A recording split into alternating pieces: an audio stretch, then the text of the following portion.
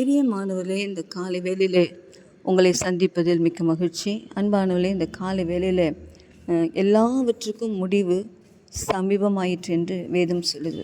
இன்றைக்கி நாம் வாழ்கிற வாழ்க்கையை பார்ப்பீங்கன்னு சொன்னால், இந்த உலகத்தை பார்ப்பீங்கன்னு சொன்னால், எல்லா காரியங்களிலும் ஆண்டவருடைய வார்த்தை நிறைவேறி கொண்டே வருகிறது. அவர் சொன்ன அத்தனை காரியங்கள் நிறைவேறி கொண்டிருக்கிற இந்த கடைசி நாட்கள் இருக்கும். அவருடைய வருகை மிக சமீபமாக இருக்கு. அப்படின்னாலே நாம் என்ன செய்ய வேண்டுமாம்? தெளிந்த புத்தி உள்ளவர்களாக இருந்து ஜெபிக்க ஜாக்கிரதையாக இருக்க வேண்டும்.